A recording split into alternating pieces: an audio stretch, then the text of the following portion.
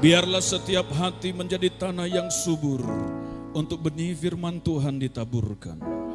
Bertumbuh dan berbuah lebat bagi Tuhan.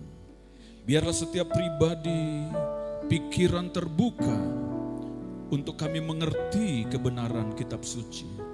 Sehingga kami hidup di dalamnya dengan kekuatan kuasa pertolongan Roh Kudus bagi hidup kami. Kami melakukan kebenaran firman Tuhan. Ajar kami untuk menanti-nantikan Engkau. Ajar kami Tuhan untuk terus memandang kepada Engkau, berjalan bersama dengan Engkau. Karena kami tahu bahwa waktu-Mu adalah yang terbaik bagi kami. Terima kasih Bapa untuk semuanya. Urapi hamba-Mu berbicara sesuai pesan firman-Mu. Darah Yesus menutup bungkus kami, kuasa Tuhan menaungi kami. Di dalam nama Tuhan Yesus, kami bersyukur, kami siap menerima kebenaran firman Tuhan. Haleluya, semua kita berkata, amin. Puji Tuhan, silakan duduk. Saudaraku yang terkasih, haleluya. Shalom, shalom. Ada kabar? Barigas, amin. Puji Tuhan, siap menerima firman Tuhan? Amin. Katakan kepada kiri kanan, God bless you, Tuhan Yesus memberkati kamu, haleluya. Puji Tuhan, haleluya.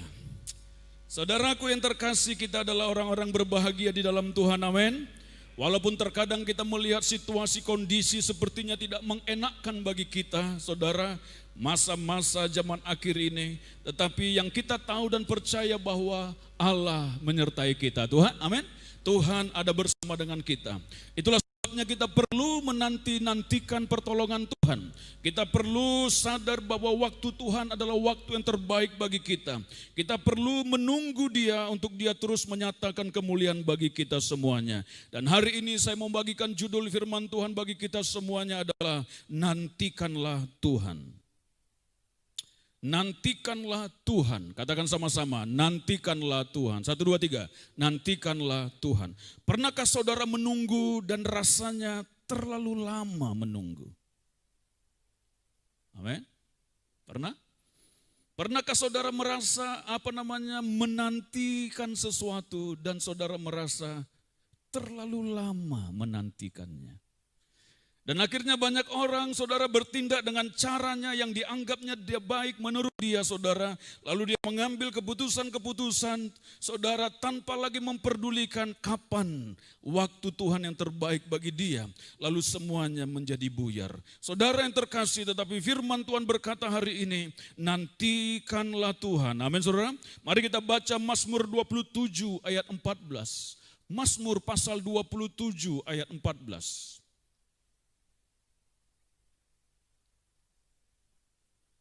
Mazmur pasal 27 ayat 14 kita baca bersama-sama dengan suara yang keras yang sudah dapat katakan amin. Baik, kita baca bersama-sama dengan suara yang keras 1, 2, 3.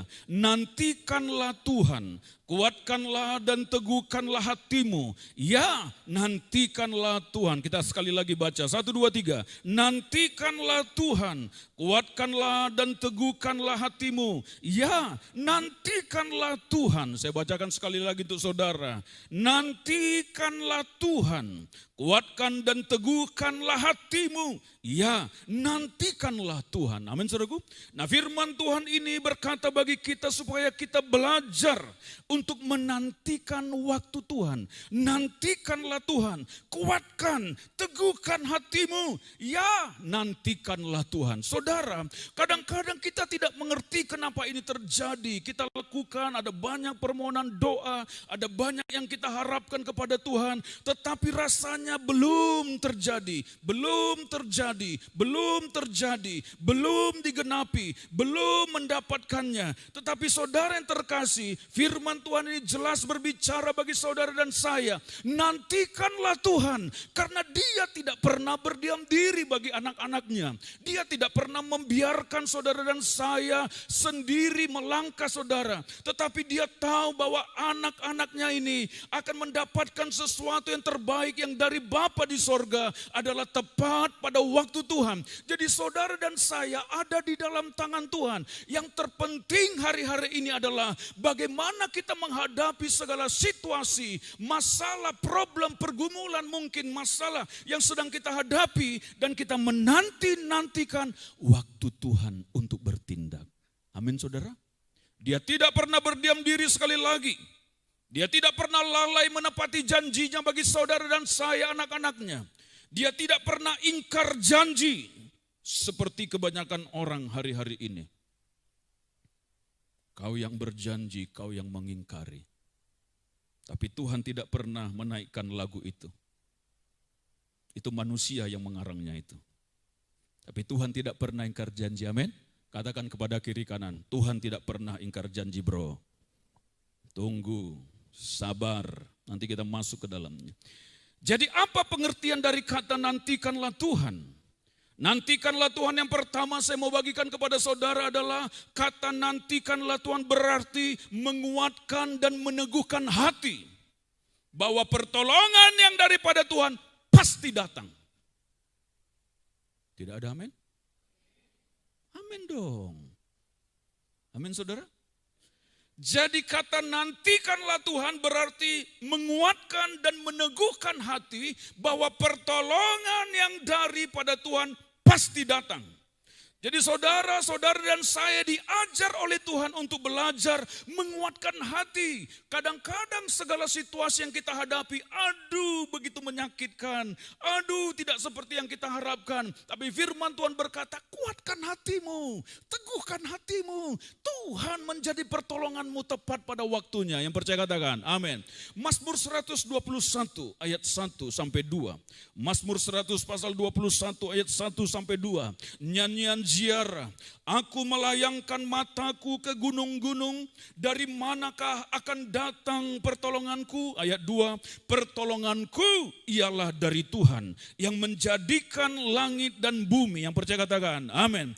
Aku melayangkan mataku ke gunung-gunung, ke tempat-tempat yang lain, mungkin ke pejabat-pejabat, mungkin kepada orang-orang yang punya potensi kemampuan ya untuk menolong. Kupikir begitu, saudara kita kadang-kadang berpikir begitu. Lalu kita berkata, aduh mana mungkin, aduh tidak bisa terjadi, aduh kayaknya tidak mungkinlah itu. Tetapi Daud berkata, nyanyian ziarah ini berkata, pertolonganku ialah dari Tuhan yang menjadikan langit dan bumi. Siapakah yang bisa menyaingi Tuhan? Siapakah yang bisa menghalang Tuhan bertindak? Siapakah yang bisa menghambat Tuhan bekerja apabila dia ingin melakukan sesuatu? Siapakah yang bisa menutup pintu yang sudah Tuhan buka? Siapakah yang bisa membuka pintu yang sudah Tuhan tutup? Tidak mungkin saudara. Ada satu kemampuan manusia yang bisa melakukan itu.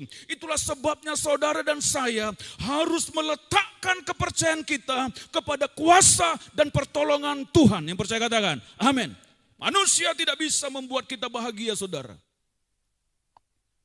Manusia tidak bisa menolong kita. 1 kali, 2 kali, 3 kali boleh dia menolong. Tapi sudah masuk ke yang keempat kali. Aduh Bu Hen kau nak? Taros sih kau? Boleh kau? Ya kan? Dia bisa bosan. Tapi setiap kali kapan saja saudara, di mana saja saudara dan saya meminta kuasa dan pertolongan Tuhan, maka dia datang untuk mendapati kita. Amin saudara. Dia tidak pernah bosan-bosan untuk menolong anak-anaknya. Amin saudara. Itulah kata menantikanlah Tuhan. Kuatkan hatimu, teguhkan. Sepertinya belum terjadi, tapi dengan imanmu bahwa itu sudah terjadi. Tunggu waktu Tuhan. Tunggu, kuatkan hatimu. Amin. Jadi kata nantikan Tuhan, kita belajar menguatkan hati kita. Aku percaya bahwa waktunya pasti datang. Amin. Pertolonganku ialah dari Tuhan. Yang kedua adalah apa pengertian nantikanlah Tuhan. Yang kedua saya mau bagikan kepada kita, kata nantikanlah Tuhan berarti membangun hubungan, sebuah hubungan yang erat dengan Tuhan dalam doa. Sekali lagi, kata nantikanlah Tuhan. Tunggulah Tuhan, nantikanlah Tuhan berarti membangun sebuah hubungan yang erat dengan Tuhan di dalam doa. Firman Tuhan berkata Lukas 18 ayat 1, Yesus mengatakan suatu perumpamaan kepada mereka untuk menegaskan bahwa mereka harus selalu berdoa dengan tidak jemu-jemu. Jadi saudara yang terkasih, berdoa. Jadi kata menantikan Tuhan, saudara membawa semua pergumulan saudara, saudara membawa semua masalah saudara, saudara membawa semua segala kehidupan saudara di dalam doa dan pengharapan kepada Tuhan. Terus berdoa. Jangan jemu-jemu berdoa. Itulah pengertian menanti-nantikan Tuhan. Amin saudara. Iblis mau coba membuat hati kita malas berdoa. Janganlah berdoa lagi, sudah lama kau berdoa tidak Tuhan jawab. Jangan. Iblis mau menggoda pikiran dan hati kita untuk kita tidak lagi mempercayai Tuhan. Kita sudah mulai goyah, iblis coba mau menggoyang. Karena saudara, iblis tidak pernah takut kepada manusia yang tidak berdoa. Tapi iblis takut kepada manusia yang senantiasa membangun hubungannya dengan Tuhan. Karena dia tahu pada saat orang itu berdoa, ada kuasa Tuhan turun bagi hidupnya. Amin saudara. Jadi sekali lagi, kata menanti-nantikan Tuhan berarti membangun hubungan doa dengan Tuhan. Doa. Jangan malas berdoa. Mulai bangun tidur, doa saudara. Saudara bisa pergi kemana saja, tetap hati tertuju kepada Tuhan. Ngobrol dengan Tuhan bisa loh. Saudara sedang nyetir mobil, saudara bisa menaikkan lagu pujian penyembahan dan berdoa saudara. Saudara lagi naik motor, saudara bisa hati saudara tertuju kepada Tuhan. Jadi hubungan dengan Tuhan adalah 24 jam satu hari. Setiap waktu. Kita terus bisa hati kita berpaut kepada Tuhan. Terus membangun hubungan. Tetapi memang ada waktu-waktu khusus kita tidak diganggu oleh yang lain. Dan kita masuk ke ruang kamar kita. Dan kita berlutut menyembah Dia secara pribadi. Bangun. Jadi sekali lagi, menanti-nantikan Tuhan adalah membangun hubungan doa dengan Tuhan yang erat. Terus. Jangan jemu, terus. Iblis mau menekan, mau mengganggu pikiran, terus. Pada saat engkau malas berdoa, disitulah waktu yang terpenting untuk engkau harus berdoa. Dengarkan sekali lagi. Pada saat saudara dan saya malas rasanya berdoa, itulah waktu yang sangat penting untuk saudara meningkatkan jam doa saudara. Karena kenapa? Sekali dia berhasil menggagalkan jam doamu, sekali dia berhasil membuat engkau malas, maka engkau akan terus dicoba dikuasai dengan roh kemalasan. Dan akhirnya kita tidak naikkan lagi permohonan kita. Dan kita menjadi gelisah, menjadi pusing, menjadi stres menghadapi semua pergumulan dan masalah. Orang yang berdoa akan mendapat kekuatan Tuhan dalam kehidupannya. Orang yang membangun hubungan dengan Tuhan akan mendapat kuasa dan pertolongan Tuhan dalam kehidupannya. Dalam seberat apapun yang sedang dia hadapi, pergumulan apapun yang sedang dia hadapi dalam masa-masa bahkan seperti ini, rasanya berat. Tapi saudara, ada kekuatan Tuhan bagi setiap orang yang membangun hubungan doa dengan Tuhan. Dia sedang bergaul dengan kekuatan yang maha tinggi. Dia sedang mendapatkan kuasa dan pertolongan Tuhan.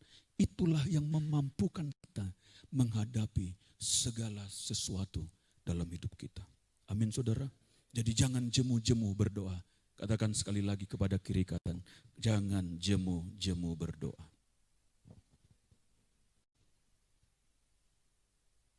Yang ketiga.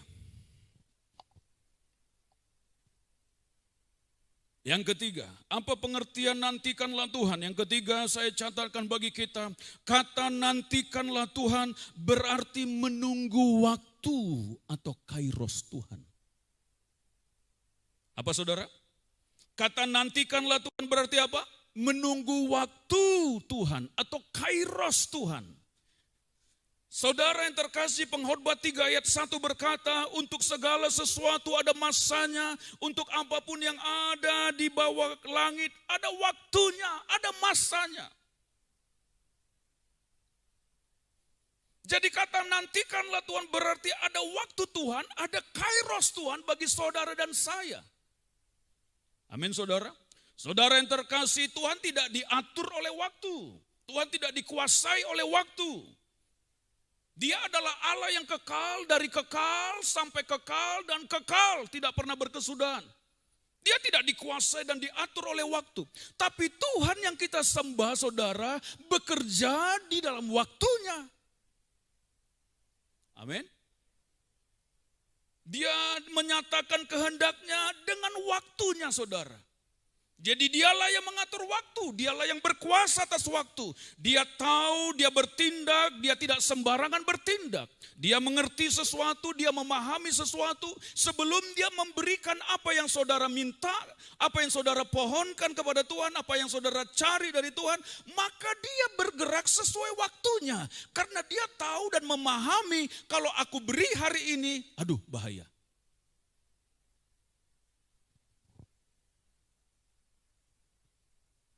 Seorang tua tahu dia kapan memberikan sesuatu yang berat bagi anaknya untuk diangkat. Dia tidak sembarangan memberi.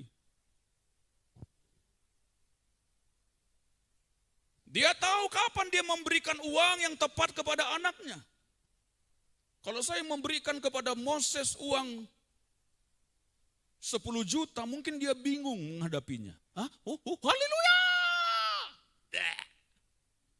Pusing kepalanya. Karena dia tidak tahu menggunakannya.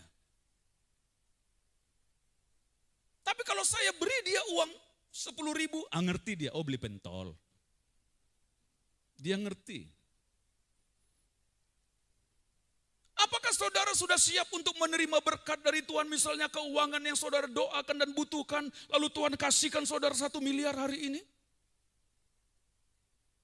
Kira-kira saudara siap apa jadi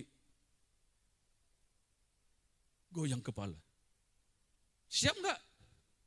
Saudara minta berkat keuangan kan? Lalu Tuhan kasihkan 1 miliar hari ini.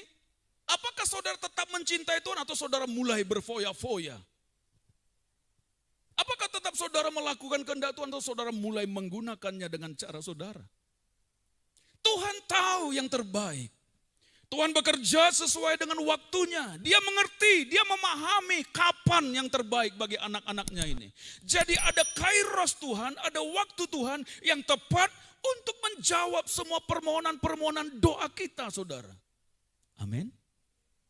Ya. Saudara, secara umum saya mau bagikan, sudah pernah saudara dengar bahwa ada 2 jenis waktu, saudara. Yang pertama adalah kronos dan yang kedua adalah apa? Kairos. Nah, kronos berarti suatu periode waktu yang tersusun secara teratur, saudara. Itu kronos. Biasanya kita juga sebut kronologis. Kronologisnya seperti apa? Itu urutan waktunya. Atau bisa kita hari, minggu, apalagi bulan, tahun, itu adalah kronos. Ya. Oke? Pagi, siang, sore, malam, itu kronos itu. Tetapi kalau kairos berarti di dalam kronos yang kita jalani, dalam sebuah kehidupan yang teratur yang kita jalani itu, kadang-kadang sering ada di situ kairos, momentum, kesempatan. Itulah kairos. Jadi kairos berbeda dengan kronos. Kalau kronos adalah urutan waktu yang terus berjalan, saudara. Sistematis terus begitu. Tetapi kairos, saudara, tidak tahu kapan datangnya. Kesempatan atau momentum, saudara-saudara tidak tahu kapan datangnya. Jadi saudara dan saya harus menunggu, harus mempersiapkan diri supaya pada saat momentum itu datang, saudara siap. Amin. Ada orang mau ke luar negeri, mau ke Amerika. Dia harus mempersiapkan dirinya dengan belajar bahasa Inggris. Ya. Hello, how are you today? Ya kan? Dia mempersiapkan. Kalau dia ke Amerika, dia nggak bisa bahasa Dayak di situ. Narai kabar. Buhen kau kata orang, ya kan? Nah, jadi saya harus mempersiapkan diri dengan baik supaya pada saat momentum itu datang, saya siap menangkapnya. Jadi anak-anak Tuhan, kalau kita hubungi dengan kairosnya Tuhan, saudara, maka di situ ada momentum Allah, ada waktu Tuhan, ada pertolongan Tuhan yang tepat bagi saudara dan saya. Amin. Jadi kita harus mempersiapkan diri berjalan dalam kronos waktu yang Tuhan berikan bagi kita. Karena kita tahu ada waktu-waktu ini saudara. Dan ada kesempatan yang Tuhan berikan bagi saya dalam permohonan-permohonan doa saya. Bahwa tepat pada waktunya momentum itu datang. Amin. Saudara dengar kesaksian tadi pagi? Ya, momentumnya dapat, kairosnya tepat. Ada seorang pria menyatakan cinta kepada wanita yang cantik itu. Kita bilang sama dia, tunggu waktunya. Kau cari Tuhan dulu, persiapkan dirimu dengan baik. Beri dirimu dipimpin. Bawa hidupmu mencari Tuhan lebih lagi. Ada waktunya. Dan doakan terus orang yang kau cinta itu. Siang dan malam doakan. Sebutkan namanya di hadirat Tuhan. Ya kan? Dia doa, dia doa, dia doa. Selang beberapa bulan saya bawa dia makan. Gimana kabarmu, bro? Baik bang. Masihkah kau berdoa untuk dia bro? Masih bang. Oh puji Tuhan. Tapi tidak saya suruh besok maju kamu. Tunggu. Kita tahu. Ya kan? Besoknya lagi kita ngobrol. Kita main sama-sama saudara. Komunikasi dengan baik. Timbul di pertanyaannya. Kapan aku dipersilahkan? Kapan aku dipersilahkan? Itu ada di hatinya. Terakhir saya bawa dia saudara makan bebek goreng Jalan Geobos. Lalu saya tanya lagi, apakah kau masih mendoakan dia? Masih bang. Kenapa kau mendoakan dia sudah 1 tahun lebih, hampir 1,5 tahun? Kau terus berdoa untuk dia. Masih banyak daun muda. Loh, saya terus terang sama dia loh. Banyak perempuan yang lain. Kenapa kau terus berdoa untuk dia? Bang, hanya dialah cintaku satu-satunya. Wah, oh kalau itu udah berat itu. Udah tidak bisa saya halangi begitu. Hanya dialah cinta saya satu-satunya. Akan banyak di tempat lain, di tempat kerjaanmu ada perempuan lain, di gereja banyak. Tidak bang, hanya dialah perempuan idaman saya. Wah, jadi kamu sudah siap untuk menikahi dia? Siap. Kamu sungguh cinta sama dia? Cinta. Cinta mati? Tidak sampai mati lah bang, setengah mati. Ini waktunya sudah pas. Ya. Karena kalau kita kasih waktu terlalu lama, Tuhan kan bisa menggerakkan kita ya kan? Tuhan tahu waktunya. Ya. Kalau begitu silakan nyatakan cintamu. Kita bicara dulu, komitmennya keluar. Kalau situasi begini, keadaan begini, begini. Itunya enak sharing saudara. Saudara akan mendapatkan pandangan-pandangan. Usiamu berbeda. Kalau nanti begini kau bagaimana? Tetap cinta bang. Kau cinta-cinta sekarang, cinta-cinta kau belum dapat problem loh. Komitmenmu harus kuat. Coba pikirkan pulang dari sini. Catatkan semua yang pahit-pahit, empedu. Supaya keluar komitmenmu, saya bilang. Pikirkan, renungkan. Rupanya sepanjang seminggu. Dia pikirkan empedu. Yang pahit-pahit kalau terjadi sesuatu. Lalu dia menjawab minggu depan, bang, apapun yang terjadi, empedu sekalipun, saya akan makan bersama-sama. Kira-kira begitu ya? Wah, iya kah? Puji Tuhan, saya bilang. Kalau dia sakit bagaimana? Saya akan merawat dia. Loh, kalau dia sakit kau nggak boleh lirik sana lo, lirik sini loh. Nggak boleh 4 loh. Buka cabang. Siap, dia bilang. Karena firman Tuhan berkata tidak ada yang dipersatukan Tuhan tidak boleh diceraikan oleh manusia. Siap. Kalau begitu, sudahlah. Nyatakanlah cintamu kepada perempuan idamanmu itu. Dinyatakanlah cinta saudara. Nah saya percaya, dia bilang, aku nunggu abang, kapan abang panggil saya? Ya, itu pertanyaan kadang-kadang sering sekali kita menunggu. Ya saudara, rasanya saudara menunggu itu saudara, aduh sakit. Banyak orang berkata menunggu itu pekerjaan yang sukar, sangat membosankan. Menunggu. Saudara pernah nggak bosan menunggu? Menunggu itu pekerjaan yang sangat membosankan. Tapi tahukah saudara siapa yang tahan menunggu? Salah satu yang Tuhan gambarkan di sini. Saudara ingat saudara siapa itu? Yang pergi ke Gunung Sinai, Musa, 40 hari, 40 malam dia ada di sana.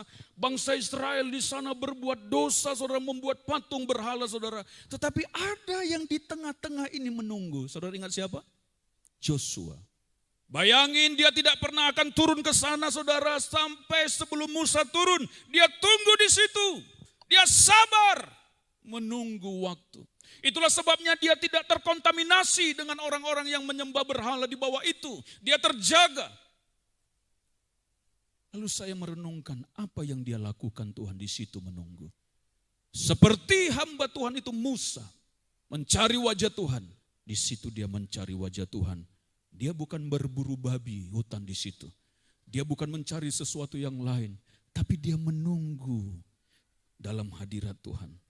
Jadi saudara, ada begitu banyak momentum atau kesempatan yang seharusnya menjadi bagian kita, tapi menjadi hilang karena kita sudah mengambil keputusan di depan saudara. Sehingga momentum yang seharusnya terjadi, hilang. Kita lewatkan begitu saja karena kita sudah mengambil keputusan. Jadi saudara yang terkasih, oleh karena itu kita perlu menantikan Tuhan, menunggu waktu Tuhan. Sabar saudara. Kata menantikan Tuhan sesuai dengan waktu Tuhan sangat erat kaitannya dengan kesabaran. Sabar. Nantikan Tuhan adalah berbuat sesuatu dalam sikap dan perbuatan yang sabar, yang tenang, tidak bertindak dengan serampangan. Sabar. Rasanya, aduh, kapan Tuhan, kapan pangeranku datang, kapan jabatanku naik, kapan uangku. Ya kan? Sering sekali pertanyaan itu kan.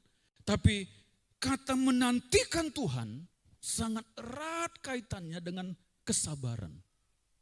Sabar.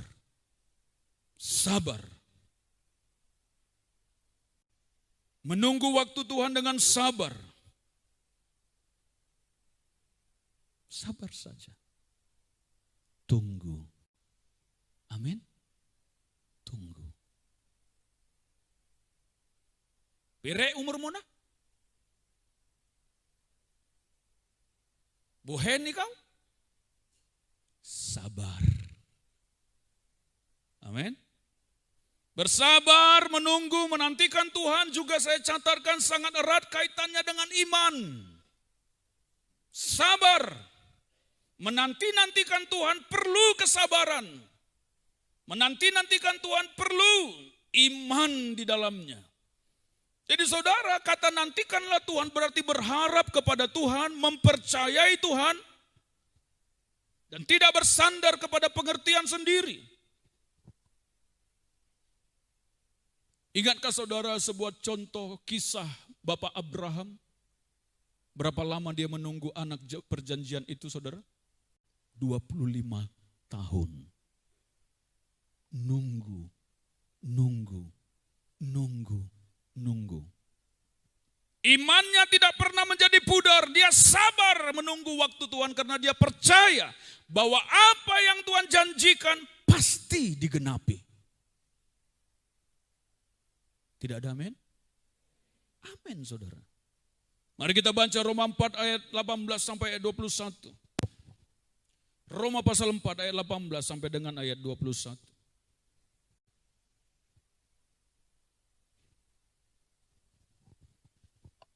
Kita baca yuk sama-sama.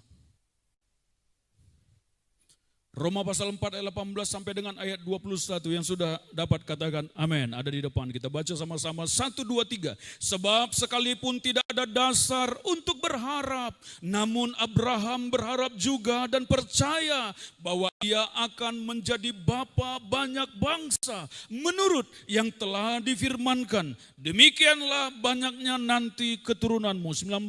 Imannya tidak menjadi lemah walaupun ia mengetahui bahwa tubuhnya sudah sangat lemah karena usianya telah kira-kira 100 tahun dan bahwa rahim Sarah telah tertutup. Ayat 20. Tetapi terhadap janji Allah ia tidak bimbang karena ketidakpercayaan, malah ia diperkuat dalam imannya dan ia memuliakan Allah. 21. Dengan penuh keyakinan bahwa Allah berkuasa untuk melaksanakan apa yang telah dijanjikan. Yang percaya katakan amin. Amin, saudara. Allah berkuasa untuk melaksanakan apa yang telah ia janjikan. Ada begitu banyak janji Tuhan bagi kita. Percayalah. Tunggu. Saudara bisa tahu apa yang terjadi pada saat Sarah tidak sabar menunggu terhadap janji Allah itu. Lalu menyodorkan siapa itu? Hagar, saudara, kepada Abraham. Mungkin bukan itu, mungkin lewat ini tuh. Dia coba mau menggenapi dengan caranya apa yang Allah sudah janjikan. Dia coba mau mengambil keputusan menurut pola pikirnya sendiri, bukan menurut pola pikir Allah. Dia menyodorkan Hagar lalu berkata kepada Abraham, nih hampirilah dia. Mungkin saja Allah dari situ untuk menggenapi semua itu. Aku sudah cukup tua, rasanya tidak mampu lagi. Tidak bisa lagi, rahimku sudah tertutup. Tidak bisa itu digenapi menurut pola pikir dia, saudara.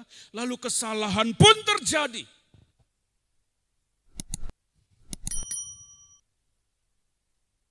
Lahirlah Ismail.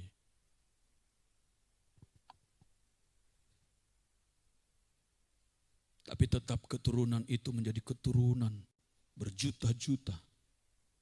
Seperti bangsa Israel hari ini. Saudara, akibat sebuah kesalahan. Sabar ya.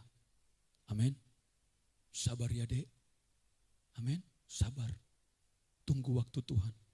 Sabar berarti percaya ke Tuhan. Sabar berarti punya iman. Sabar berarti tidak bergantung kepada situasi kondisi.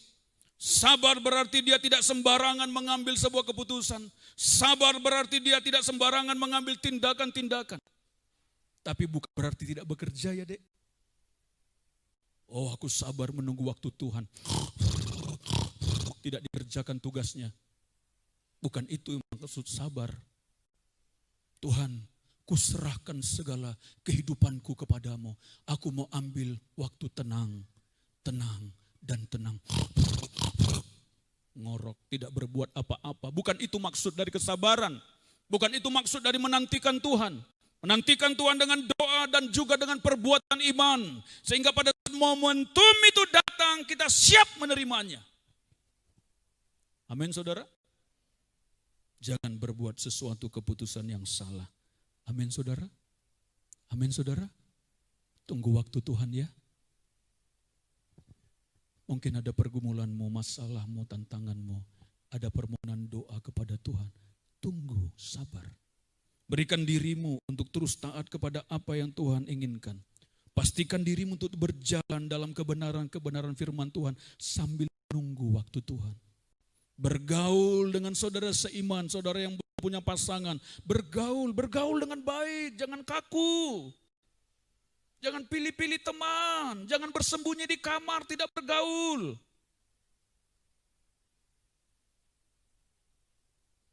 Bergaul. Sehingga pada saat momentum itu datang, Tuhan menaruhkan rasa cinta kepada seseorang. Nah, doakan.